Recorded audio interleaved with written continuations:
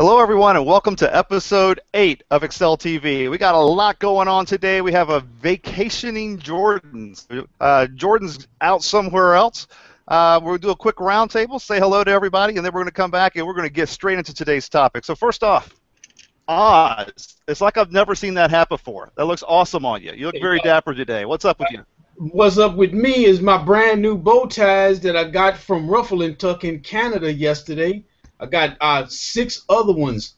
Very nice. But this is Excel. This is Oz, your data gaucho, hoping Excel information on you from Chicago. Welcome, Oz. Welcome. And Sylvia, join us from our first episode as a stand-in, as a pinch hitter for Jordan. Sylvia, would you mind saying hello? Pinch hitter. I was waiting to see how long it was going to be before we had a sports reference. Yes. Hi. I'm so glad we got one in the first minute. I'm Sylvia Juhasz. Pleasure to be back on Excel TV, sitting in for the vacationing Jordan Goldmeyer. I am Excel High Priestess consultant based here in lovely Los Angeles, where the sun is going down here in Venice Beach, and no place I would rather be than Excel TV. So thank you for having me back. All right. Welcome. No place I'd rather be. Well, welcome, Sylvia. Thanks. So my name is Rick, Rick from rickgrantham.com, and I'm still here in Irvine, still here in sunny Southern California, where I'm doing a consulting arrangement. And so this week we're starting off with a Indian Pale Ale. That's the starter today, and then by the time we hit to use another sports reference, by the time we round third base with a new section, we'll be on a brand new shock top that I saw at the store, a honey bourbon cask and wheat. So that's going to be like the dessert tonight. It's going to be all honey good. Boo Boo. What? Honey bourbon cask wheat. That's some good stuff right there. That sounds good. All right. That's some good stuff. Who makes that? That is Shock Top. Shock Top. All right, right, man. Very Good nice. stuff. Okay. Yeah. Oh yes. And I have some few bourbon here, all the way from Evanston, Illinois. Yeah. Evanston used to be dry until recently. Now they've got a really tasty bourbon. Sometimes you gotta get a little stupid before you start doing your Excel. So just so you know, tonight has been brought to you by Shock Top Beer and Few Bourbon. So here's what we got going on tonight. The challenge from last week. Hey, since Jordan's not here, that's Jordan's baby. We're gonna skip the winner, and we're gonna come whenever Jordan gets back next week. He's gonna bring all of the different potential winners from his big list, randomize it, and he's gonna get back to you and let you know who won the great prize from last week. So we're gonna skip that this week. But we are going to talk about the history of Excel, and Sylvia's going to walk us through this. Just, from the very beginning of days until today, where did this all come from? Where did all this fun stuff, where did it come from? Sylvia's going to walk us through that. We're also going to go through our weekly topic. We're going to hit some tips. All 3 of us might have a tip tonight, so it's going to be crazy. We got some news. That's right. It's going to get crazy up in here. So first off, Sylvia. All right. Would you mind saying hello? Show us something. All right. Well, so history of Excel. So I want to start off by saying I am not a historian, but I play one on Excel TV. So, nice. Right? You like what I see? What I did? That was there, good. I thought that was good. That was so I thought so. So hopefully everybody can see my screen, and this is just a collection of fun facts that I have collected through my many years on this earth about the history of Excel. And I think if you are a viewer of this program, these are things you will appreciate. If you are not a viewer of this program, you should just turn this off right now, because this is going to be completely boring. But we only see your icon right now. You only see an icon right now. Okay, how about, let's see, screen share. There we go. Thanks. You should see. Oh, you see it now? Okay. No, I see. No, now I see you talking. You see me. Okay, so here's this is the stuff we had working, of course, before the show. What do you see now? All right. Thanks, Chandu. Do we see a thanks, Chandu slide? Yes. Excel 97. Right. So I wanted to start off with a kind of a high-level overview that our friend of Excel TV, of course, and many Excel fans around the world, the great Chandu. If you haven't seen this particular post on his website, he has put together this lovely visualization of Excel throughout history.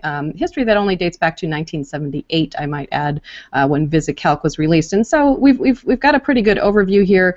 Actually, if you want to play around with it, it's available for download. I added a couple of things that that he didn't have on there, but but this in and of itself. So 1978 through present day, that is a pretty rich history in and of itself. So 25 plus years. Let me tell you, that's a good gig in Hollywood. I'll tell you that. So Excel has lasted that long, but I would argue that Excel actually predates visicalc. And Let's hear it. Now I'm going to channel my father, the engineer, who used to drag me all the way back to the Big Bang whenever it was time to just ask a simple homework problem. So we're going to go back to Babylonian times and check out this clay tablet. So I'm not going to, we'll make this available for download for anyone who's interested in the historical context. But what you might notice about this is rows and columns. Anyone? Does that look like rows and columns to you? So there's a bit of debate about what this is actually telling us, and unfortunately, back in those days, it didn't matter if you tried to carve active workbook.built-in properties last author. That wasn't going to work. That's a little VBA humor for you there, Excel comedians. But so we don't really know what was in this clay tablet.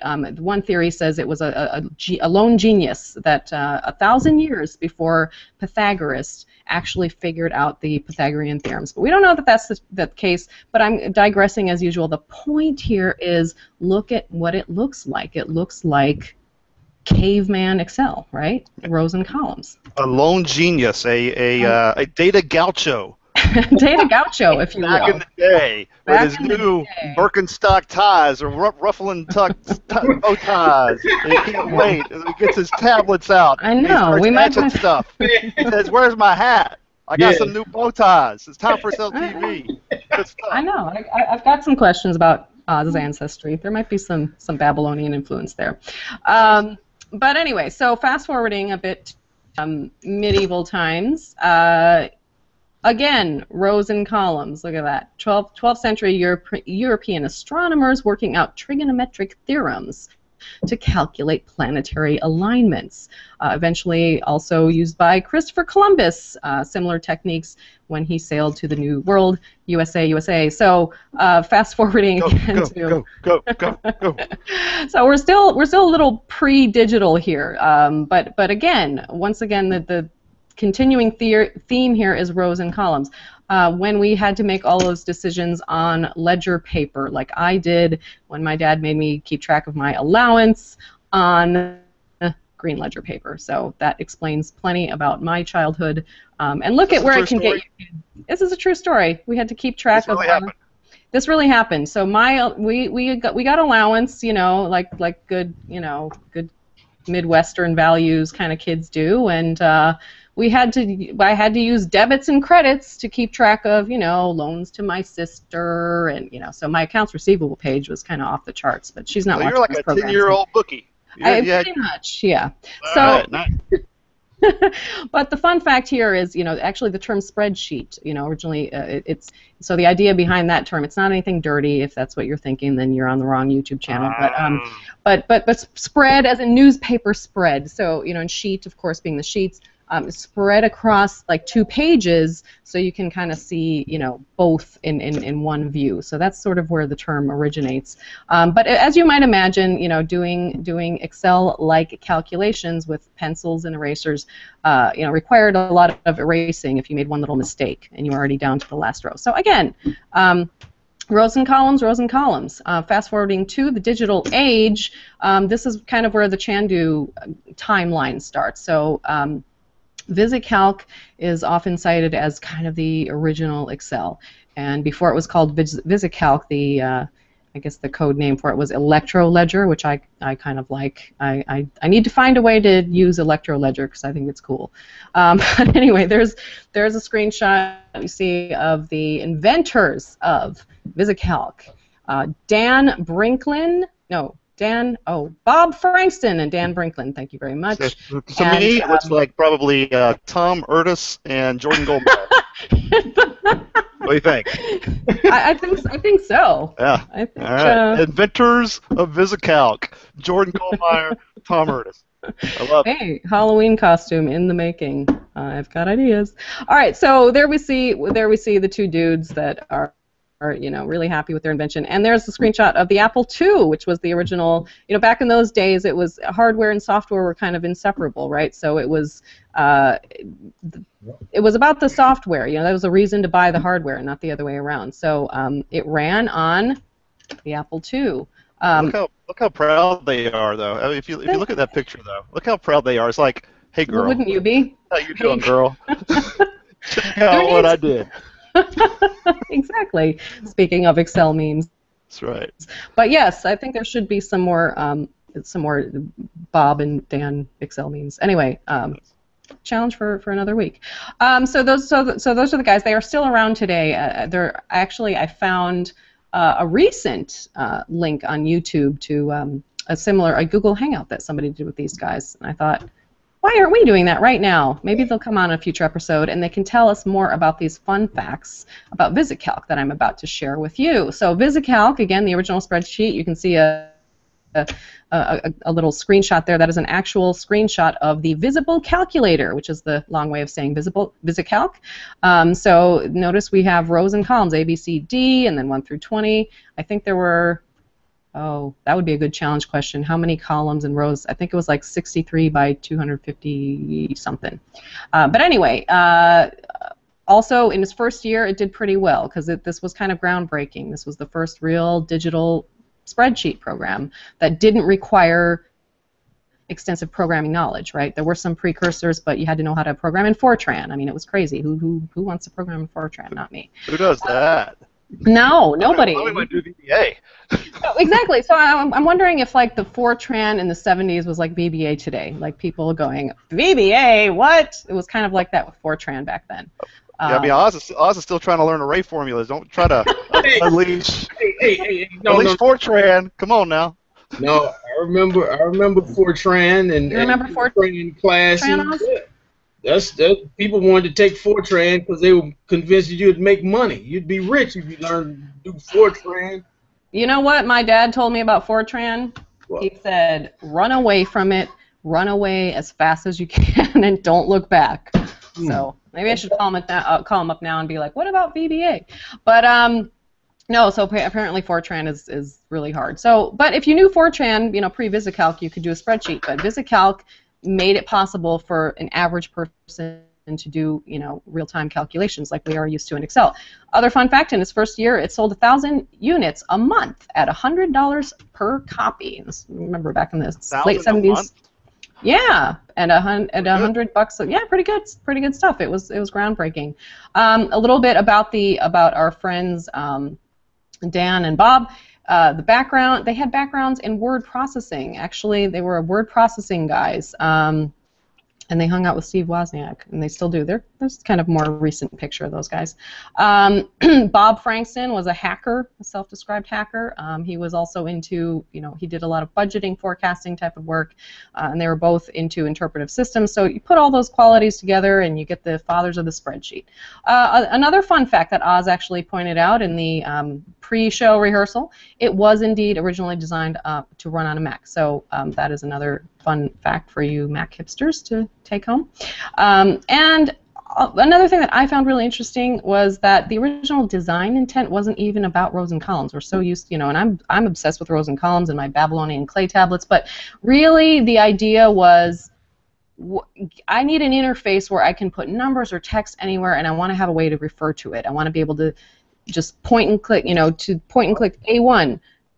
So I know what A1 is, or A2. I know what that. So this was the original idea. So it wasn't really that was a departure from, of course, databases where if it's a column of numbers, it better be numbers. If it's text, it better be text. So this was kind of, different at that time.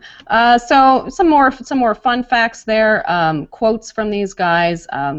And what I find interesting about Dan's quote when he says there were people who got it, but most did not. It was the computer people who were saying, well, I could write something like that in BASIC. What's the big deal? But the ones who were really excited about it were the accountants. Go figure. Which I find interesting because it's like some things never change, right? That's still true today. I mean, who really gets excited about Excel except people who have to work with numbers all the time? So I thought that was a very interesting statement because it's, again, things change and then things stay the same. So fun facts about visicalc. So eventually, multi-plan. There was something called multi-plan. Now this was a Microsoft. Remember, visicalc was not a Microsoft thing, but Microsoft eventually came out with something called multi-plan. I guess the revolutionary aspect there was the portability factor. So it was designed to run on as many computers as possible, which was not a common thing at the time. So we are very used to, software. You can run it on whatever computer you want, but that was not the case back then. Remember, it was software that was selling the hardware, not the other way around. Again, designed for the Mac. So there's some fun little screenshots. This is, I guess, the original, this pre-Excel spreadsheet. So there you have it, multi-plan. Eventually, Lotus 123 came on the scene, and it just, again, the continuing theme here is in each iteration, they found the weakness and they found a way to do it better, right? So Lotus 123 found a way to make calculations go faster. They refined the algorithm, so they outperformed multi-plan, and they dominated the spreadsheet market for many, many years. And notice this is probably, the most Excel-like interface that we've seen so far in the little presentation there.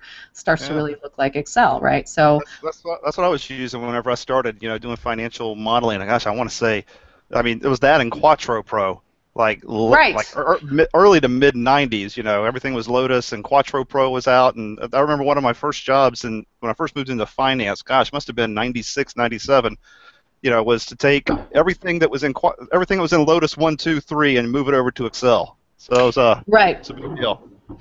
Right, and I think Quattro Pro came after Lotus, right? And I think it was faster. And so again, that was the thing. It's like if you could find a way to be better, faster, more user friendly, then you kind of took over. So even at a time when you couldn't possibly imagine anything else on the scene. Rick. So why was it that you had a job moving things from, you said Lotus to Excel? Why? So I'm not really sure why, to be honest with you. At the time I worked in banking. And so in the banking place that I worked at was a credit card company. If I said the name, you know the company. And at the time they were just moving everything from Lotus 1, 2, 3, release 4, I believe. And moving, this is basically all financial forecasting bankruptcies, people who are going to go bankrupt, and so all of the financial modeling of the forward-looking stuff. And so a lot of this, I'm trying to figure out how do you do copy and paste with just shorthand keys, and how do you make all the dollar signs come into the formulas? And this is back in mid '90s because it was done completely different in Lotus, and trying to rewrite the macros and all that sort of stuff. But what I've heard, maybe Sylvia knows this better than I do. What I heard was that the big selling point, the reason a lot of people went to Excel, what really killed Lotus was the pivot tables. Once the pivot tables came out, that was a game changer. It was. Okay. It was indeed. And so when you were using Lotus, did you use DOS at all for like word processing stuff, or was it? Oh hell no. Oh hell no. Okay. I didn't do that. All right, just checking.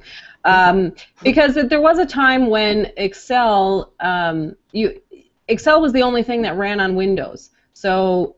And this was probably late 80s still, so you had to have Windows in order to run Excel, but then you would like shut down Windows and switch over to some DOS-based thing if you wanted to do word processing.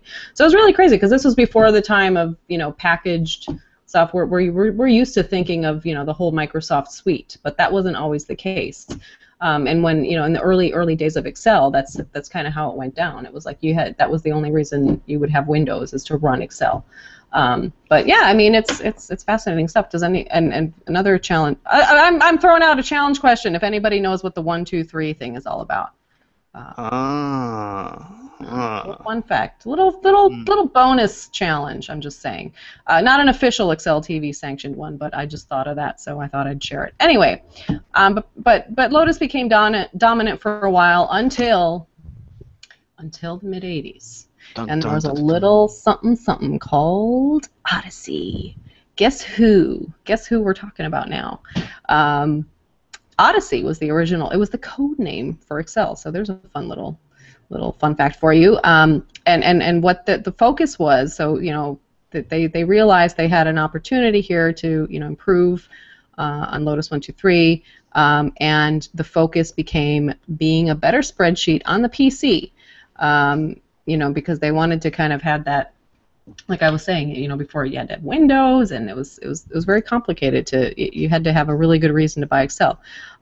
So on top of that, they figured out a faster calculation algorithm, and eventually Odyssey became Excel. So here's just some screenshots of very early versions of Excel from 1985 through 1993 when we finally saw VBA. Was it VBA back then, or it was just Visual Basic back then? I guess it was. I don't know. I'm not sure. There's a trivia question. Does anybody know if VBA? So was it in Excel first, and what about other? Was PowerPoint? I don't know. So we have a PowerPoint historian on hand. Just wondering when the other applications came along. So maybe it was just VB. I'm not sure, but that would be maybe a Bill Gillen question. So we've obviously come a very long way between those times and modern Excel. There's a lot of talk about modern Excel. So what are the continuing themes here? What are the lessons here? So notice how with every new innovation, it was always about what's going to be the next big thing. It's going to be an electronic it's going to be an electronic spreadsheet, but I have to know Fortran. Okay, it's an electronic spreadsheet where you don't have to know how to program. It's going to be an electronic spreadsheet where you can do things faster and easier, and it's more user friendly, and now we have Windows and you can click on things rather than programming. And so it's, for me anyway, I don't know how you guys feel, but it's very hard to imagine something dramatically different about the next incarnation of Excel. As things get more complicated in the world with big data and analytics, and all these opportunities are out there, but here's my question is, what about the talent? So according to our pals at McKinsey, there is going to be a talent gap, specifically in the area of analytical talent. And as a matter of fact, they are projecting that by 2018, you see the little graph there, a 50 to 60% gap in analytical talent relative to, or supply relative to demand. So what that translates to for all of us kind of data geeks, I guess, is we need to be on top of our game, and we really need to know how to manage all of these volumes and volumes of data that we just haven't seen in the past. So that is kind of how I see the future. The only constant in life is change, of course. We don't know who's going to claim the spreadsheet throne, but for example, VLOOKUPs. For those of you who are following the PowerPivot revolution, you know that when you create relationships in tables or Excel 2013 data models, it's kind of making VLOOKUP maybe not so important anymore, which just blows the minds of Excel geeks around the world. 5 years ago. Well, yeah. Right. So anyway, that's what I have to say about the history of Excel. Mm-hmm. So, what do you think about that? What do you guys think? Well, it's an interesting history, and when you were dealing with Lotus 1, 2, 3, what I was just getting out of the Navy and going back to college to get a degree in philosophy, and then I went to Harvard to study public policy, so didn't do much spreadsheet stuff until about like 2001. when I started really dealing with Excel and data. But I like the question you come up around talent, and I haven't seen a statistic like that talking about a gap in the talent. Now that is interesting. So before I get into that, I know Rick, what are you thinking about now? Well, I think that whenever, back in the day, whenever I was cold calling for the Police Athletic League, trying to get money from them before going to get my degree at Florida Community College of Jacksonville, but much different from Harvard. So Oh, before I was doing all that, before I had all that going on, I think that. To me, you either gotta get it or you don't. I mean, you like this stuff or you don't. You're a nerd for this stuff or you're not. And I'm fortunate that as I looked at that graph there, just what it says to me is if you can be on top of your game, man, you can get paid. If you can be on top of your game, if you're natural for this sort of stuff, if things like the other people here, like Sylvia and Oz and Jordan, whenever he's on, the face lights up and it's just kind of different. You're just excited about this stuff. yeah, You wanna put on your bow tie and put on your hat. like You just I wanna did. say yeah. Yeah. I mean, and if you got that passion, oh man, I won't preach. Hold on a minute. Yeah, I'll get my Florida Community College yeah, preach on. Hold on a minute. I yeah, think if you got that passion, right? yeah. Look at that graph and say, "Damn it, it's time to get paid." That's what Well, I see. Oh, I'm sorry, I yeah. get worked up. I Oh, And I do too because I enjoy it so much. But I mean it's a deeper passion where I get a little misty sometimes. I teach a workshop one night, and then the next morning I get an email from an attendee that says I look like a rock star today because I just made a canned pivot table and saved my boss. yeah. The boss had given up on getting any kind of data. So you show them just a canned pivot table, He or given up, Oz. He gave up. and right, You showed him the light, man. it's like raising the dead, because the dead hopes turned into inspiration and reality. They were able to do something and turn that information into actionable duties and turn it over and get the business going and making money. Just pivot tables and shit, man. Working me up. Right, yeah, yeah. But see, I agree that you either got it or you don't.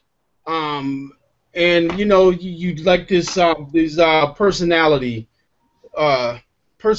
things, the INTJ and all of that kind of stuff. Yeah. I think you gotta be kind of in your head dealing with symbols, and I don't think it's so easy for certain personalities to get this right. Because if you are more of a people person, and that is not a bad thing, No, it's not a bad thing at all. But here's what I would add to this conversation. I agree, either you got it or you don't.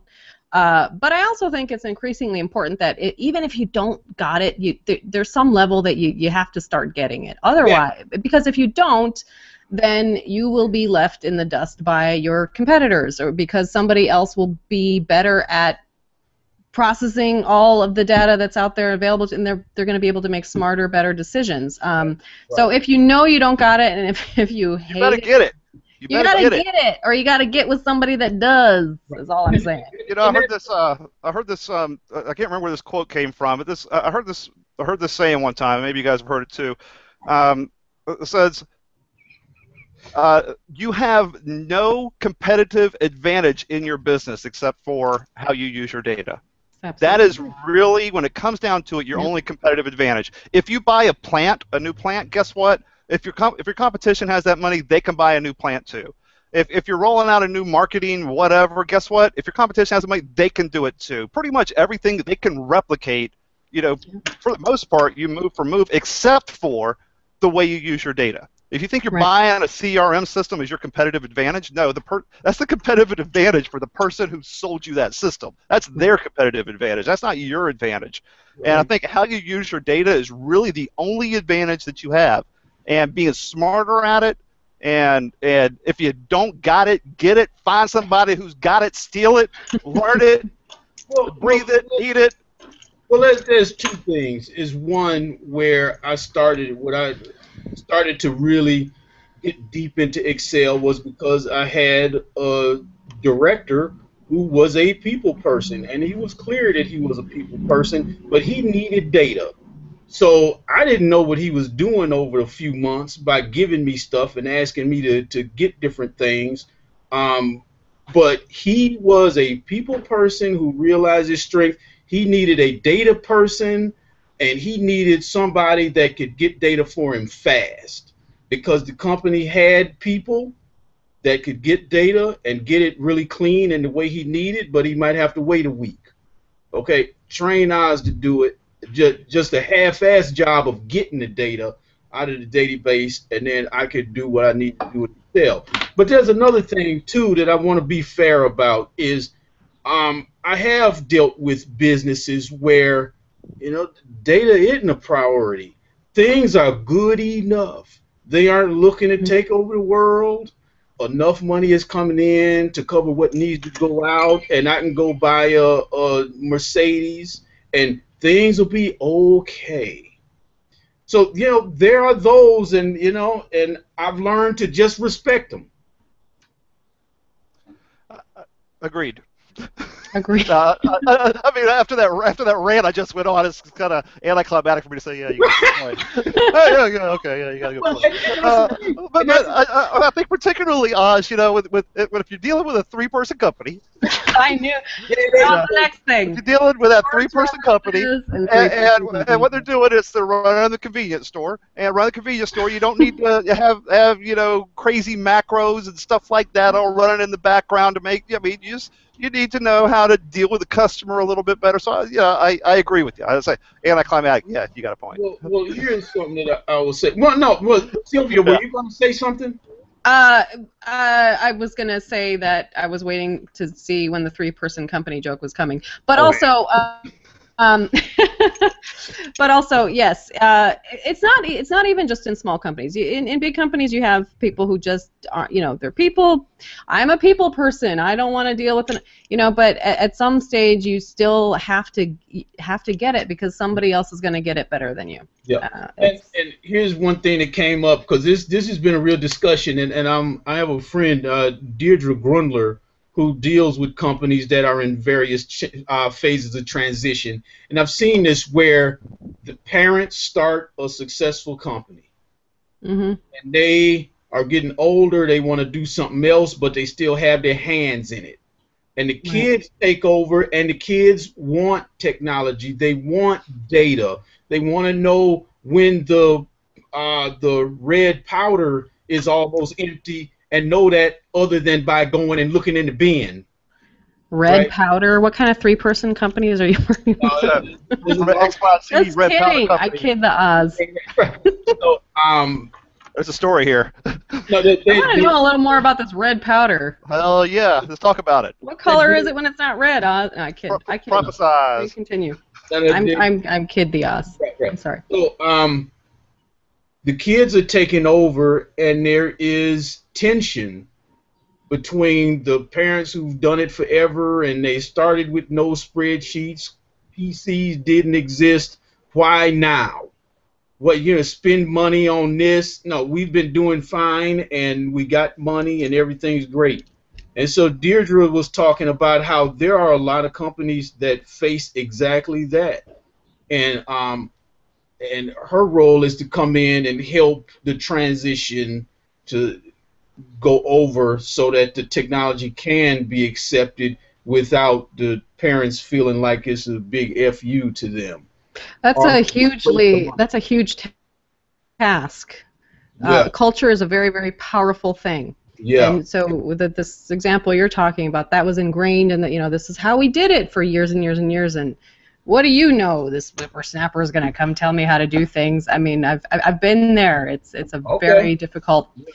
I can tell you. Listen, when I worked in Hungary, so I was ingenue working for Arthur Andersen in Budapest, and they would send me out to the sticks, right? Like these companies that were like Soviet era. I'm talking like, first of all, at the time, anyway, maybe our pals at the Frankens team can correct me now, but at the time, it's like there were no words in Hungarian for like productivity and efficiency. And, like, so it was very difficult to like have conversations with people. Number one, but number two, just the concept of a financial statement was foreign to some of these people because they had been doing things a certain way for years and years and years, and and then somebody from another country is going to come in and try to tell them how to run their business. So it's a very, and this is actually very relevant to the Excel consulting business because you run into that all the time. People get very ingrained in a certain way of doing things, and you try to introduce something new, and it's a very delicate operation. I mean, I had to somehow convince these people to prepare financial statements, and it's like, what's a financial statement? What a profit and loss, and it's like the American manager at Arthur Andersen would be like, well, just go manuals written by somebody in Chicago. What do they know about what goes on in Eastern Europe? So that's no offense, Oz. No offense, Oz. No offense, Oz. I wish I had known you back then because maybe you could have talked somebody else in to these Chicago, people. somebody we don't like. But what those experiences taught me were very, I mean, I got the brunt of it right at the start of my career. But I still experience that today. On a smaller scale, at least here, in the good old USA.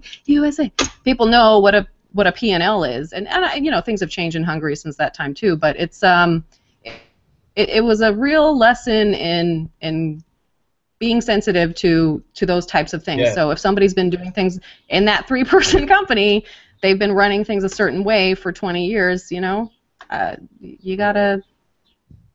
be sensitive to that.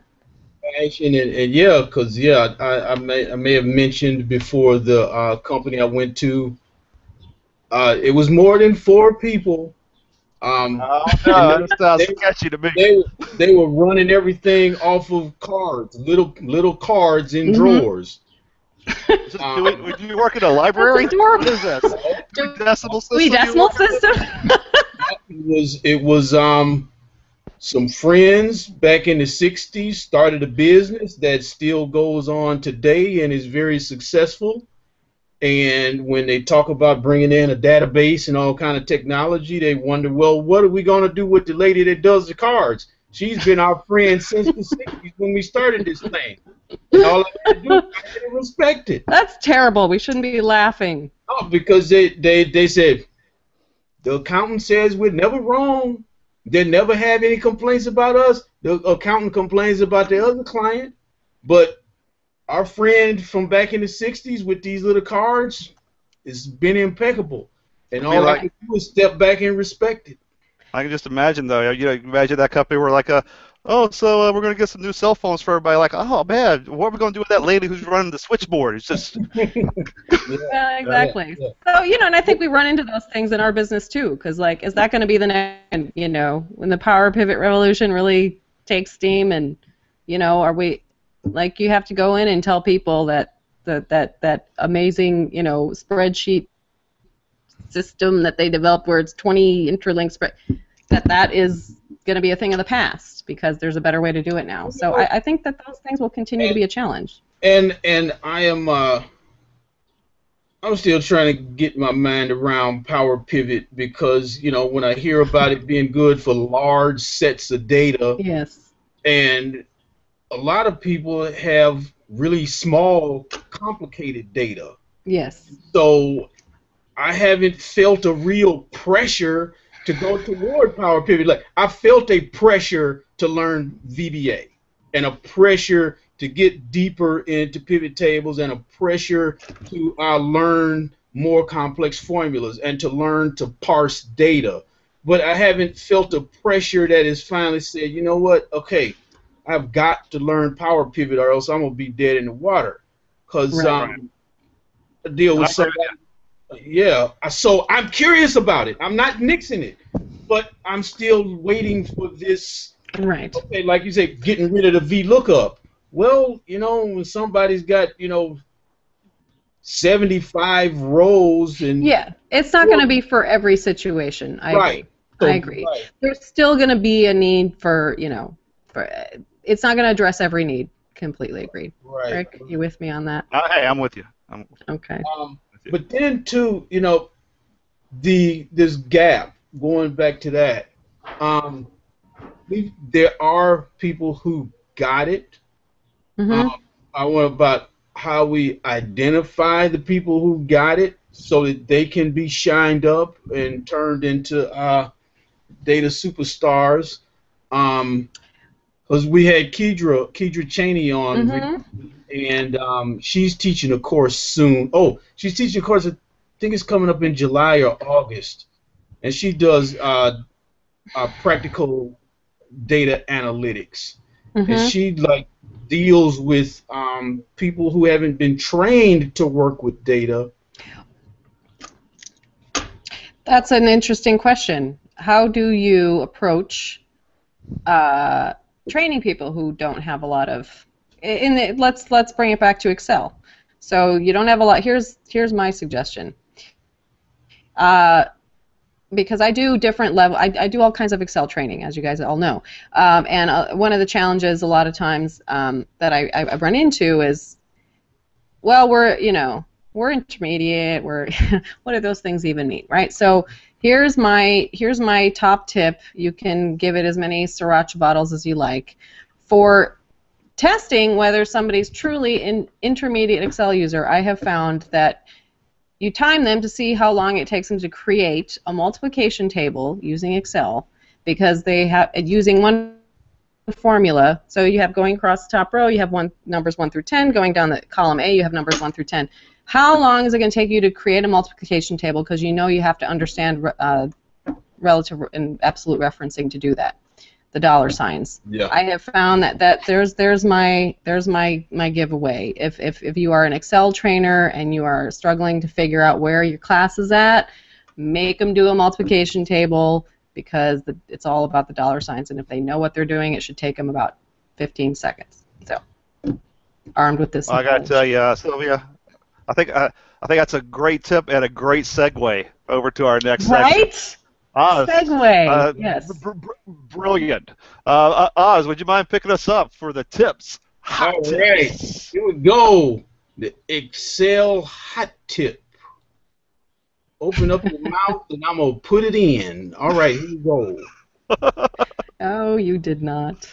Yeah, no, you get ready for this pivot table. Open up. Come on. All right.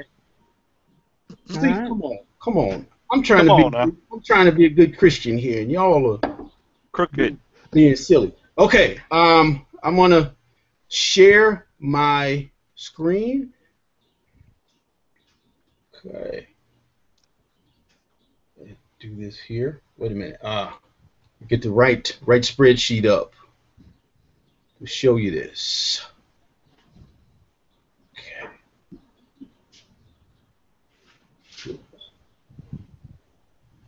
This one.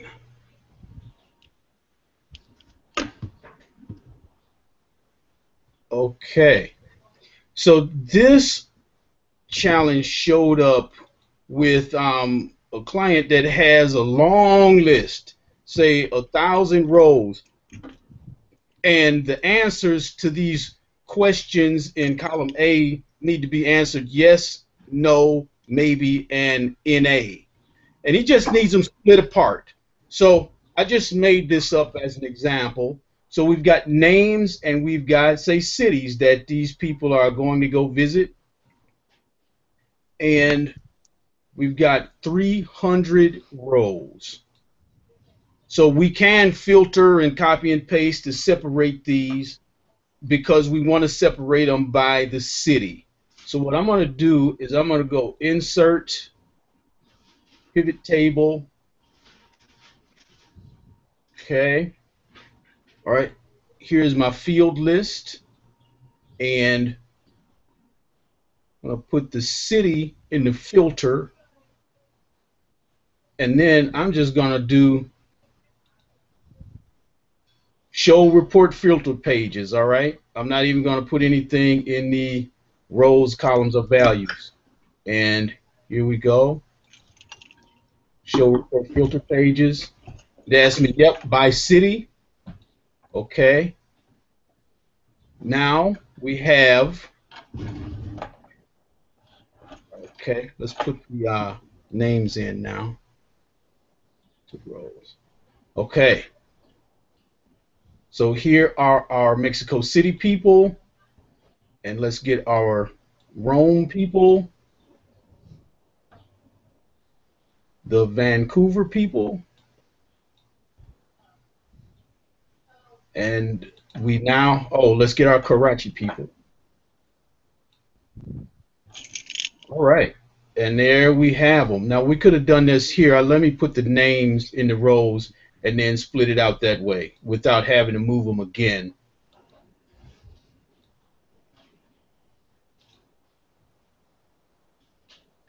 All right. Now, there we are.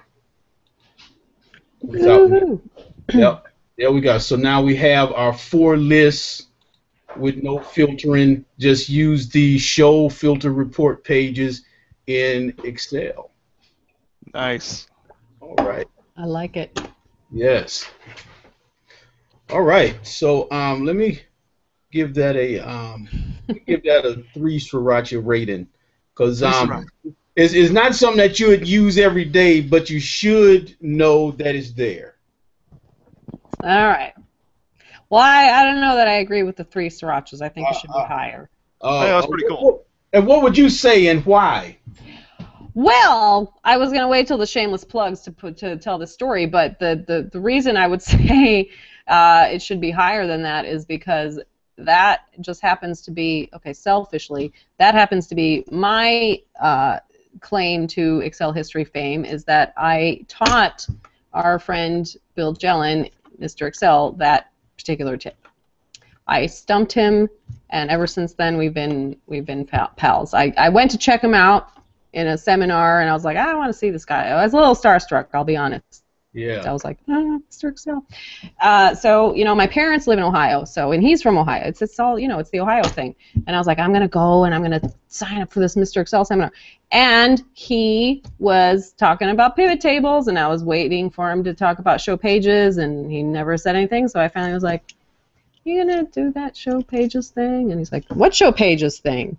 So anyway, so hence the mentions in his book. So I love that trick. I think there's a lot of use for it, actually. You know, you have 10 departments, and you get one you write a little macro to do a show pages, and you do 10 department reports in 2 seconds. You know, save as PDF, email it off to the department heads. There's tons of applications for the show pages. All right. All right. Cool. So I give it 5. All right. 5. But I'm not the Sriracha lady here. But oh, see, there you go. Okay. All right. So who has a hot tip next? Well, funny you should ask, because I have one. Speaking of the, they have to. Why won't it let me screen share Excel? Oh, because I have to scroll down. Okay. Please hold while oh, here we go. All right.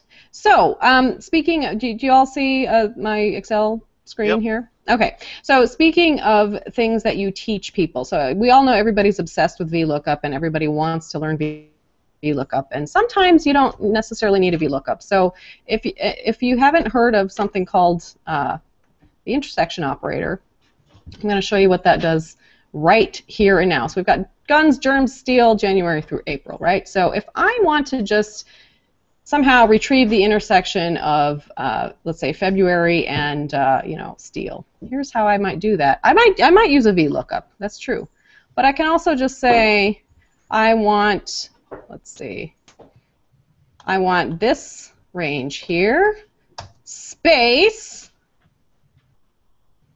and this range here. What's the intersection of C3, C5, and B4, E4? Why, that would be 24. So the empty space is actually an intersection operator. Now, of course, this particular formula syntax, you're looking at it and you're like, well, who the hell's ever going to write a formula like that? It's not doesn't really tell us much, right? So the way that I like to use these implicit intersections is to use named ranges. And I suppose if I had this set up as a table, it might work better, but I'm just going to show you the old school way for now. So let's say we have some stats here for our various superheroes that we're keeping track of. And we want to use this implicit intersection technique. The first thing I'm going to do is create some named ranges. So an easy way to do that is select all of your table here, including this little this A2 here, up here in the upper left corner. And in my Formulas tab, I have this little defined names group, create from selection. And as soon as I hit create from selection, notice Excel is smart enough to go, oh, she's looking for the top row. Why, yes, indeed I am. And the left column. Well, yes, indeed I am. So I say okay, and now I've got all these named ranges, right? There's my babies rescued, there's my Hulk range, there's my laundry loads completed, and so on. So we all know that with named ranges, you can use them in formulas in place of standard cell referencing. So for example, if I want to know how Iron Man is doing this month, I can just start typing Iron Man, space, babies rescued, and it's going to give me a 75. No way, that's awesome. Wow. So check that out. I mean, it's just so cool. Now, and most people would look at this table and go, I need a VLOOKUP for that. Well, yeah, you could do a VLOOKUP. Yes, you could do VLOOKUP on Iron Man, and then Babies Rescued would be column 2. But guess what happens when you do an insert? Oh, God, that's not column 2 anymore. That's the other thing everybody does with VLOOKUP. They always use the hard-coded column reference, which so if you have, so my point is, there's a whole world outside of VLOOKUP. Okay. I love this technique. So here's my question for you: is yes, can you use that to reference other cells? So if you had A15 and A16 with the range names. Yeah. So you can use it to reference other stuff. So here we're referencing, you can see the lines, right? We're referencing the Iron Man range and the Babies Rescued range, and that space in between the two named ranges, it tells it to retrieve the intersection, which is 75. So I'm not sure. What I'm asking is, if you were to have this, if you put the names in A15 and 16, could you put in that current cell equals A15 space A16?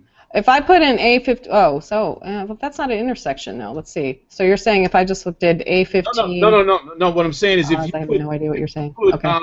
Batman in 15, and then Babies Rescued. Oh, I see. So I think there you might need to use an indirect. So, because when you use, let's see, I've never tried that. Oh my God, this is a live Excel TV. So, I wonder if that would work. If I just said equals indirect, because you're thinking making this an interactive thing. I'm not sure this will work. No, I don't think it's going to. Moment of truth. Moment of truth. What do you guys want to? Does anybody want to make a prediction? I'm going to say no. Say yes. You're going to say yes? I believe in you. I believe in you. It works with indirect. USA! USA! USA! Holy mother of dragons! It works. Yeah. Dragons. Good Lord. Reagans. That's pretty. Look at that. I learned something live on Excel TV. You all witnessed it. So, yes, it works with indirect. Indirect is referring to ranges that where we type the range name into a cell. So that's pretty good. So yeah, you can put a drop down list in there and do. Oh Lord. Yeah. Oh Lord, have mercy. So the question now is about how taxing it is on the system, like a whole bunch of VLOOKUPs. How taxing it is? I don't know that it's more taxing than a VLOOKUP. I'll be honest, I haven't done a stress test, but it would be an interesting experiment. To my knowledge, it's not a. Well, I know indirect is volatile, so it depends on how many you have, I guess, but it depends on many other things. Yeah. Interesting challenge, though. Very. Very. Wow. That's all I got. I'm out of Excel. No, that's. Man, we All right, let's see. Turn the lights off and go home now. How many Srirachas is that there, Oz? Oh. Moment of truth. Got to. Whoa. Oh man. Whoa. Popped out. Got to, because I'm going to be using that thing. Nice. Yeah. Thank you. I'm going to be using that. That's So good stuff. Right? I was going to give a tip, but I don't want to follow that. Oh, I ain't gonna give a drop down list tip and follow that you didn't even know was possible 15 seconds ago. So whenever Jordan comes back, you'll get my tip. Whenever Jordan comes back, you'll get special prizes because he's back and he's giving challenge rewards and all that sort of stuff. And I'll give a tip because Sylvia won't be here, like blowing my mind with that stuff. Man. All right. Okay. All right. All right. We're gonna move on. You're welcome. No, I'm not gonna do it, Oz. I'm moving on. Right. Okay. I'm not gonna follow that. All right. All right. Moving on. Okay. All right. Next up, news. Excel news. Now I know you're thinking, gosh, how do I get? I mean, first off, this show is top notch, right? How do I get my news on the show? How can it happen? Can you give me a little background music there, Sylvia? How can I get? How can I get my news? If I'm putting out a template, if I'm putting out a new formula, if I'm putting out training, any of that sort of stuff, how do I get that on Excel TV? Well, I'll tell you what you do. You get a hold of us at news@exceltvshow.com. So here's what I got for you today. I went into our trusty news@exceltvshow.com email address, and I got something for you. Hold on, man. Let's see if I can pull this up. Screen share. Bam! Can you see that? Nope. What do you see? You don't see? I see you. Oh, here we go. Okay. See the Spreadsheet Guru? Spreadsheet Guru. Okay, so I get this email from Chris Macro. Can you still see me?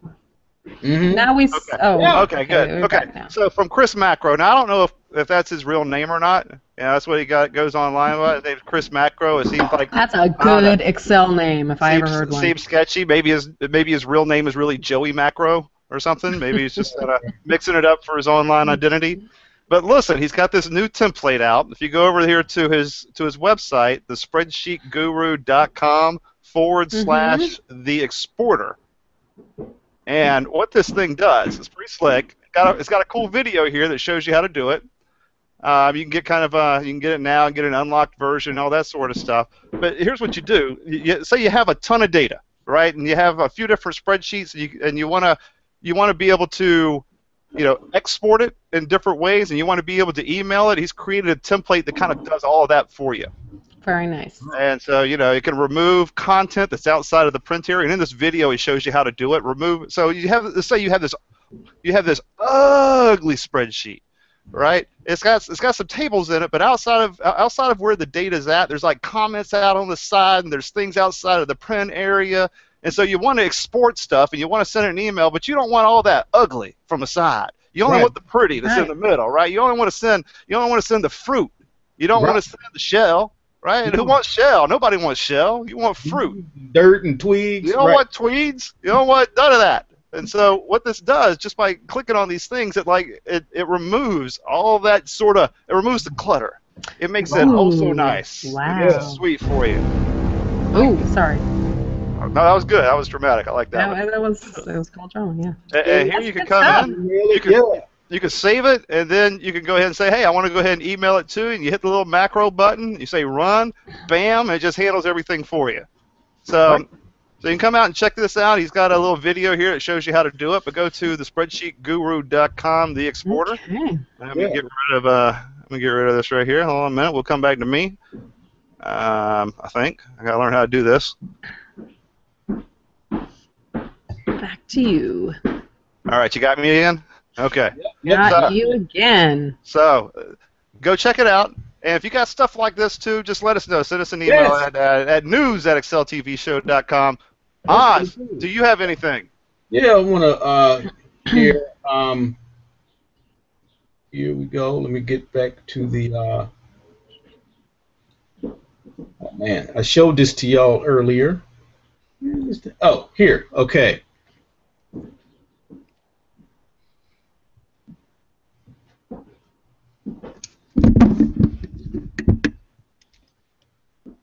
All right. So in the Excel Daily News, there was this very interesting comparison of Excel Online versus Google Sheets, and I really liked seeing this because there's a lot going on with Excel Online, and I'm disappointed that it came so late to the party because I was dealing with somebody recently who is very deeply entrenched with Google, but saw the power with Excel.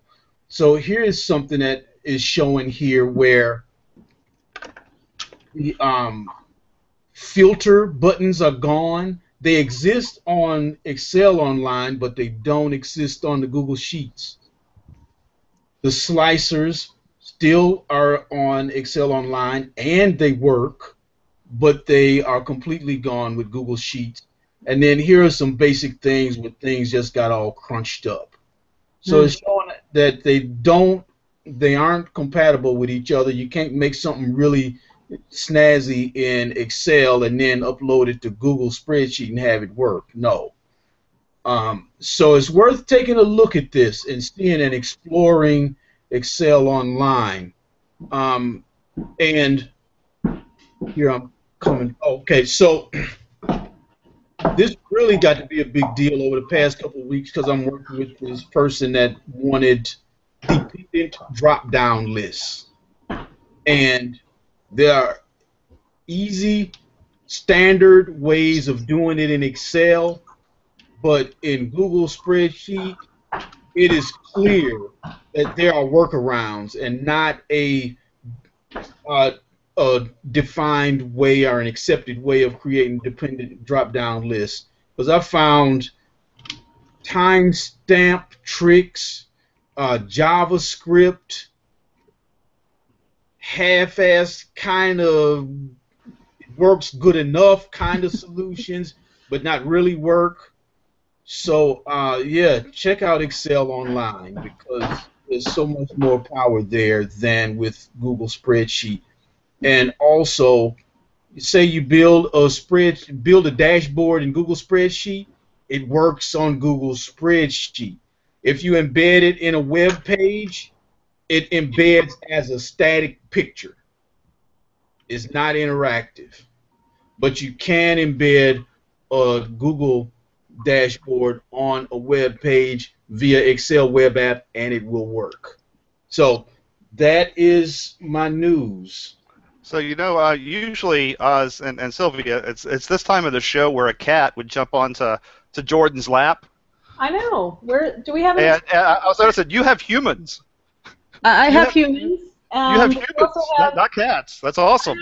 Human. My dear client Valerie, I'm helping her with some spreadsheets so she can keep track of her super famous band in Los Angeles. And this guys are putting her right.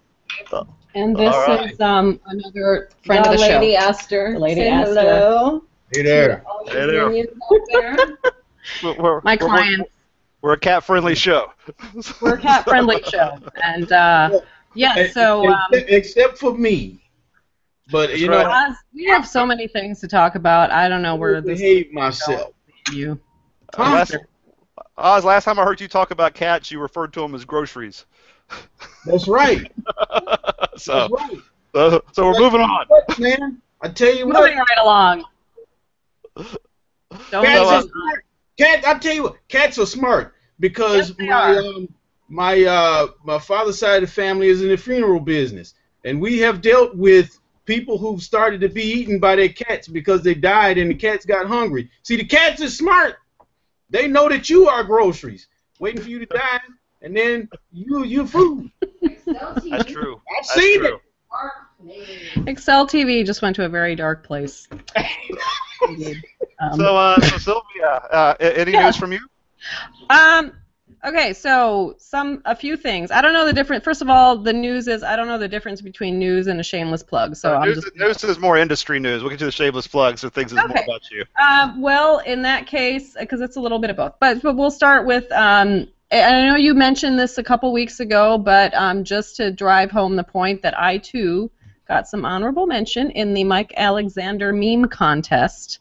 I had the distinct honor of not only being the biggest nerd, and just because I think I submitted the most, just volume-wise. It was like 9 or it 9 was kind of crazy. Well, you know, I emailed them at the beginning, and I was like, you said there's no limit, but really I have like 8,000 of them, seriously. You know, they've just been sitting on a PowerPoint on my desktop wondering when they're going to make their debut. And then the day finally came. And so I got honorable mention as well as a place for the in the final. So did you tell them? Did you say, nice. you know, guys, Michael, you know, it'd really help me if there was a limit to the number that I can send you.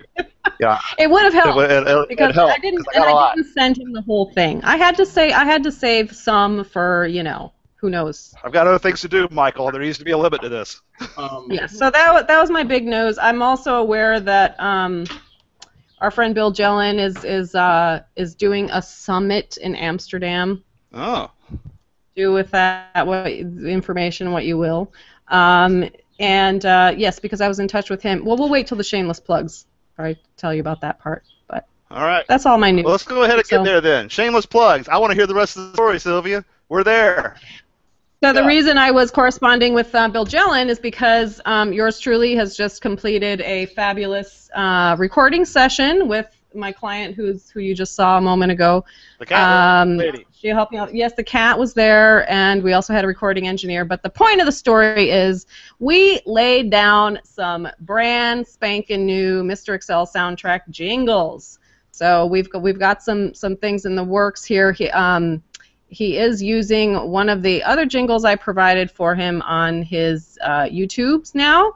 And so any Mr. Excel YouTube channel that you check out should have my jingle, both the intro and the outro, and we have a few more.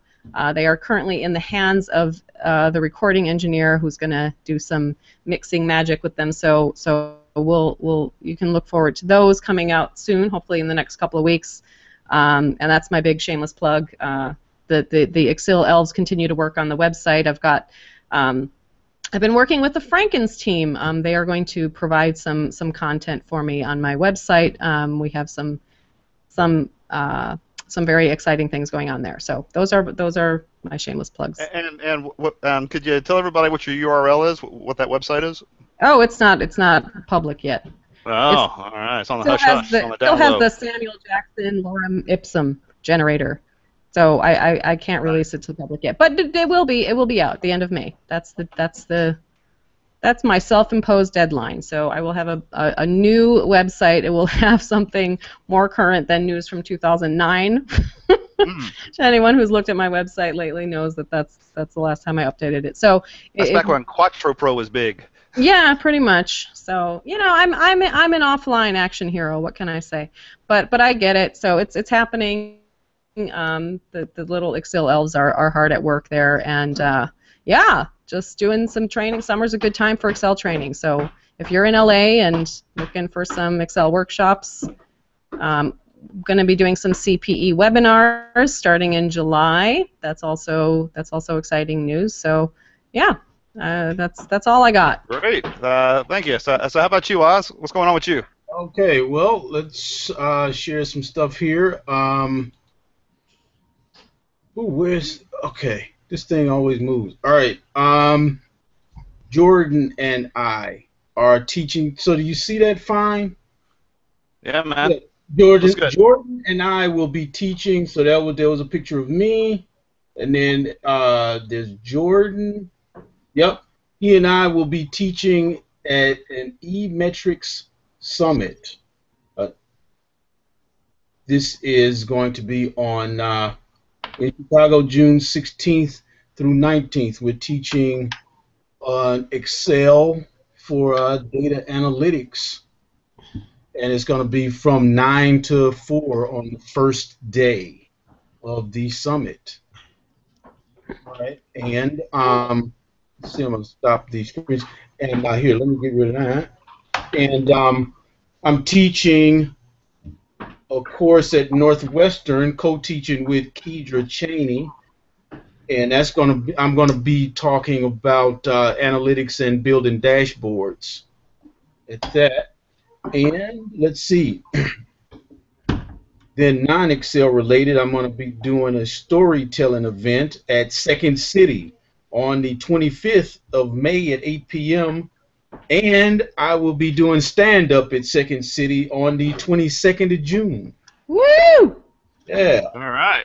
All right. Cool. So, and I am continuing to make progress on the data analytics Excel book that I'm writing. That is due in at the end of July for publication next spring, and I am targeting August 15th for my move to Portland, Oregon. Get out of Chicago. No, you're kidding me. Seriously? Not kidding you. Not kidding All you. right. All right. That's my news, brothers. All right. So, so shameless plugs. Hey, guess what? I'm still speaking at that conference in a few weeks. I know you're thinking, wow, really? That hasn't happened yet? It seems like I've been hearing about it forever. Yeah, it's still going to happen. Tuesday, 10:30, June 3rd. Tuesday, June 3rd at 10:30. Hey, come on by. If you're in Orlando, stop by, you know.